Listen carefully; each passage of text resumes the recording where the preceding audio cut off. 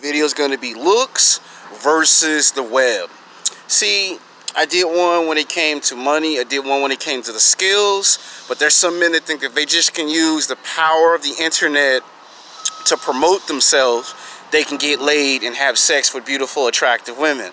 So I got to talk about the advantages and the disadvantages of the power of using the internet, and how it can help beat out looks, but how sometimes it can sometimes fail when it comes to the looks of physical sexual attraction.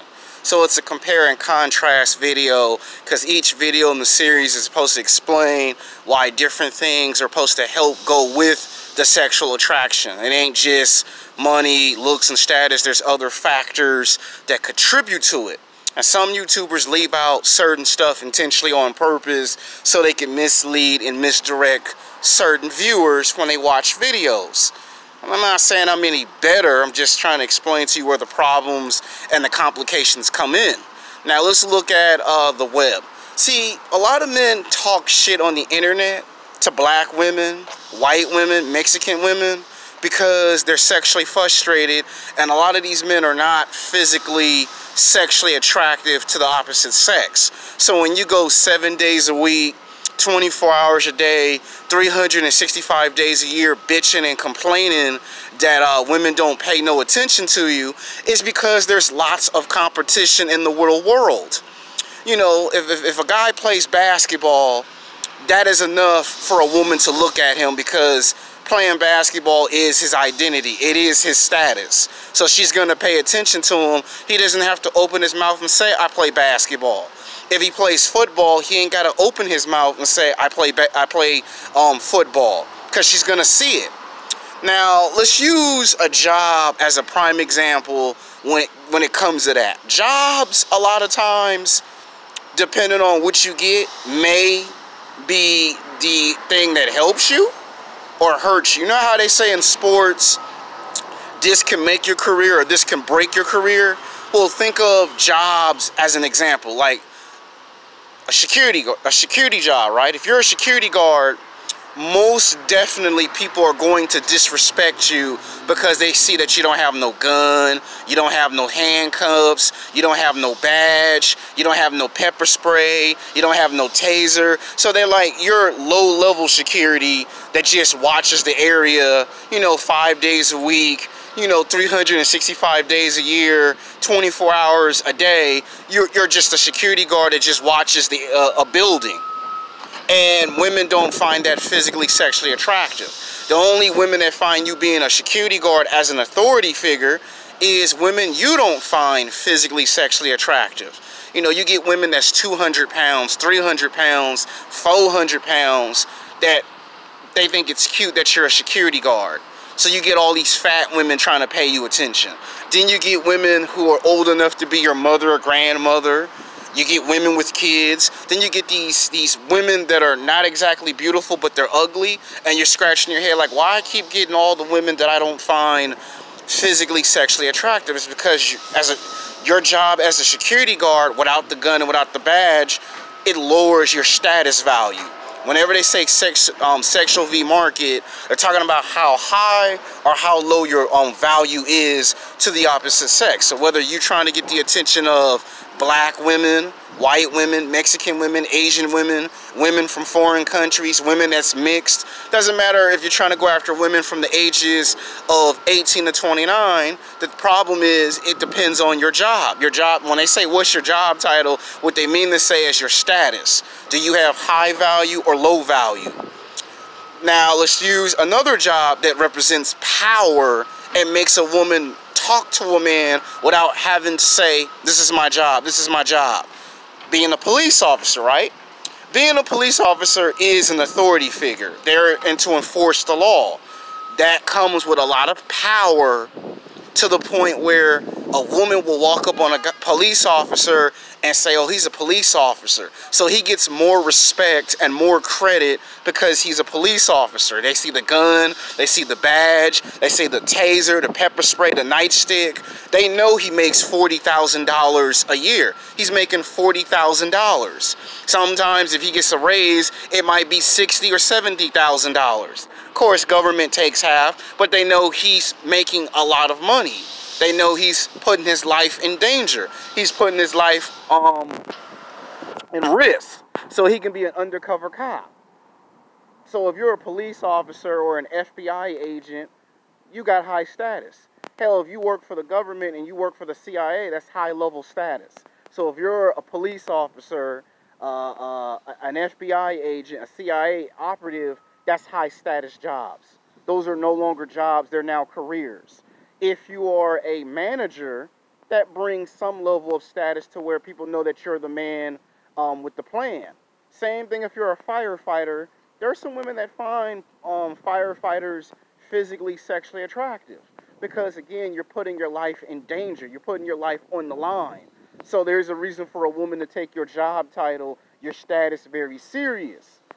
Now, when these jobs help you, the only time you can be outshined if you're a firefighter, a police officer, or you work for the FBI or the CIA, the only time those jobs or those careers can be outshined is if you're rich and famous and you're 20% of the, rich men.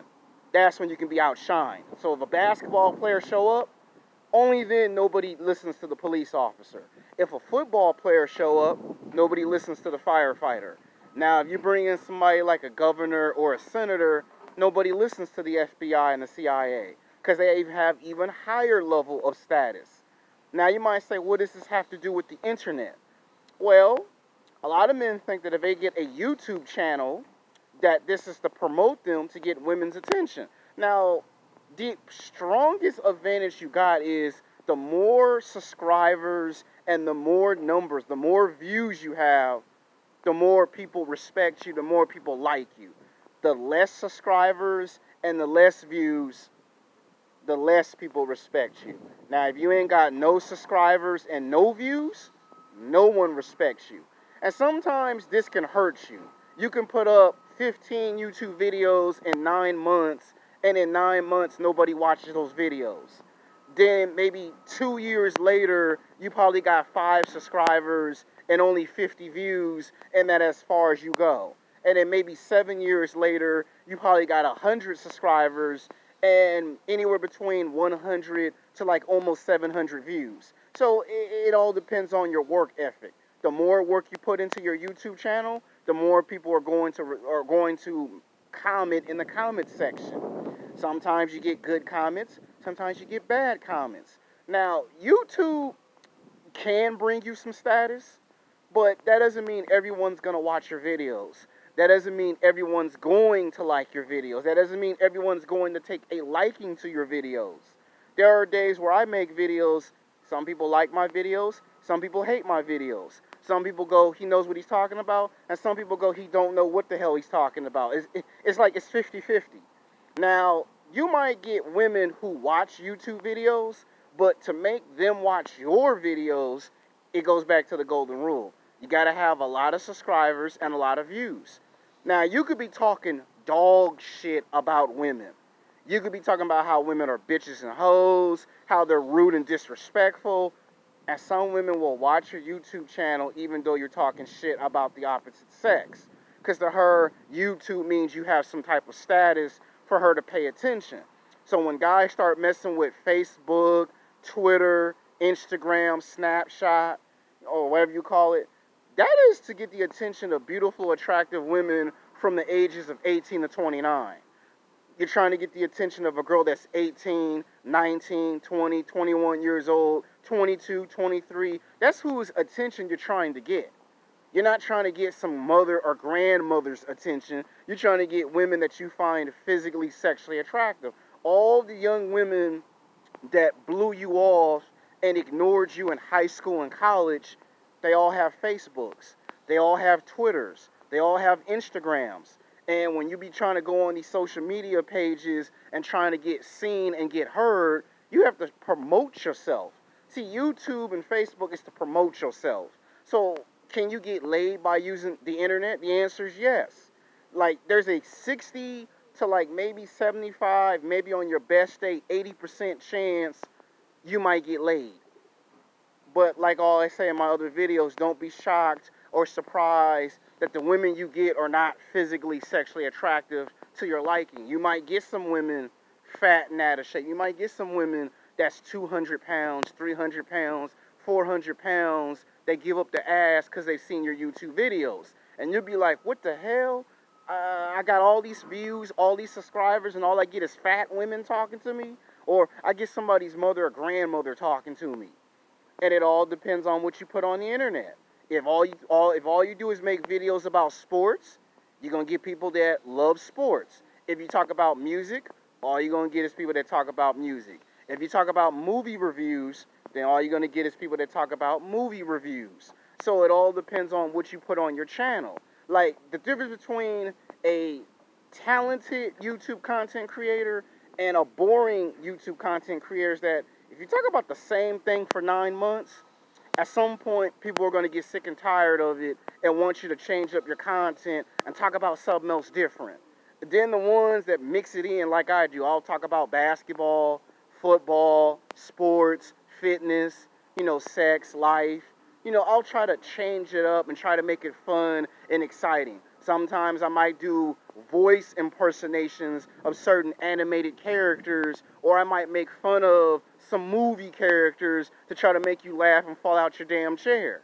I might say something crazy and absurd, and you might spit out your Coca-Cola or your Pepsi and say, what the hell this man just said? So it all depends on what you present to the audience. And like I said, there are cases where this blows up in men's faces because some of the best YouTubers, they're not physically sexually attractive to women. You got some YouTubers that they got a lot of views and a lot of subscribers, but they're not someone that a girl will go, okay, I'll let them take me out to lunch or dinner. Then you have YouTubers who are physically sexually attractive, and that's like a small percentage. Guys like O'Shea Du Jackson got a lot of views, a lot of subscribers, but he ain't getting his share pick of hot, attractive women. And he works his ass off. So that's a prime example on being on the internet. It's to promote yourself. It is to get your face seen to the world.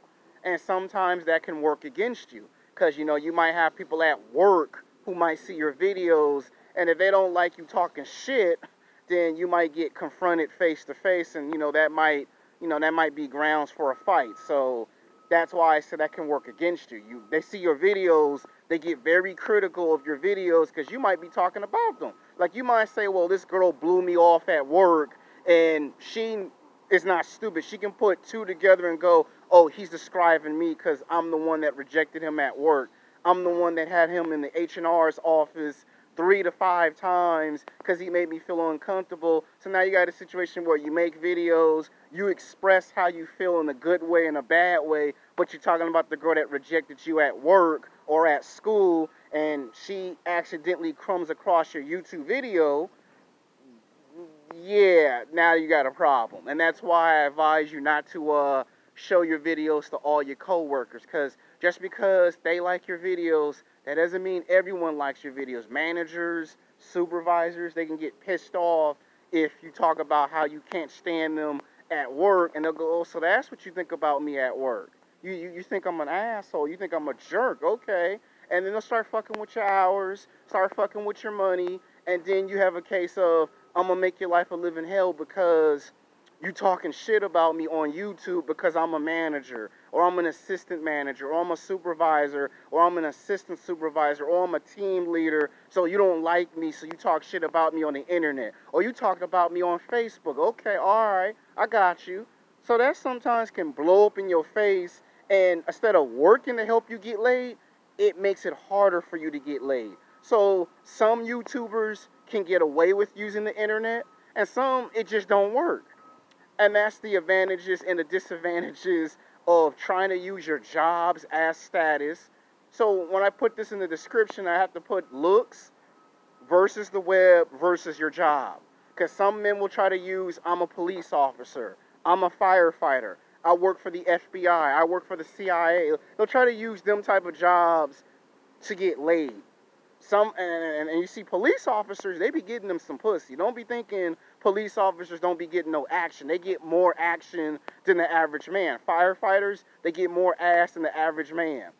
CIA operatives, FBI, they get more ass than the average person. It's when you throw in a basketball player or a football player, you create competition.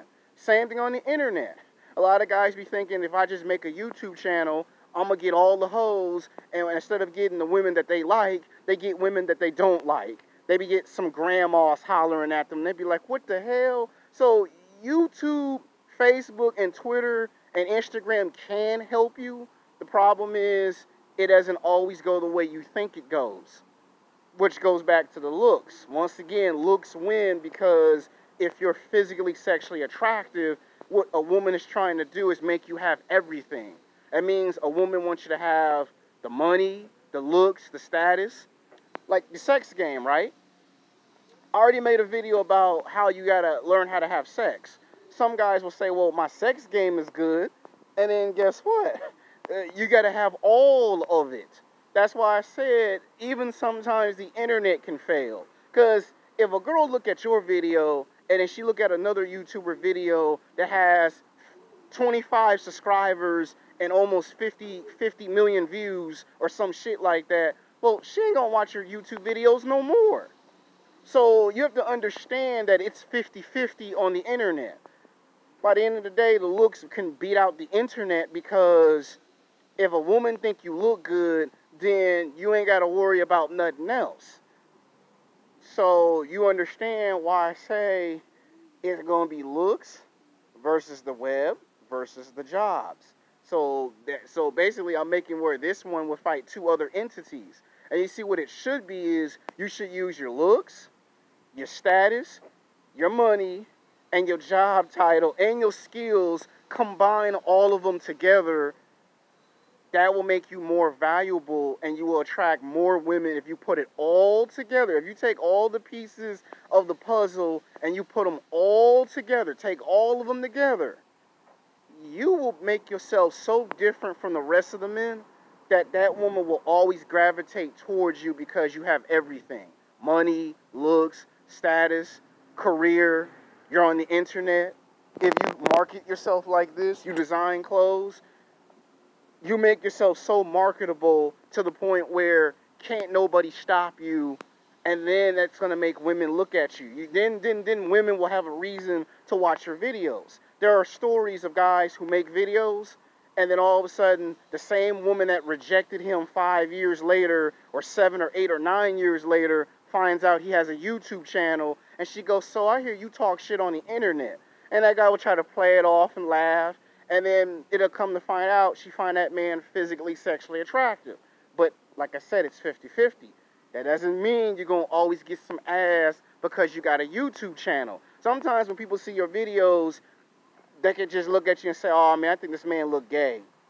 Or I think this motherfucker's retarded. So just because somebody say just make YouTube videos, it'll help get you some ass, guess what? It don't always go the way you want it to go. You can make 50 videos and only have 10 subscribers. So it can always blow up in your face. But if you look good and you manage to have YouTube videos and it works in your favor, then you can't go wrong. So someone might say, what about a car? I'll make a completely separated video about when does a car help you get some ass and when does the car works against you getting some ass. I already made one on my old channel, but I guess I can make a revised version and try to explain the concept once again. Because on this new YouTube channel, some people might ask the questions on videos that have already been made, and I might have to make those videos over again. Until next time, peace.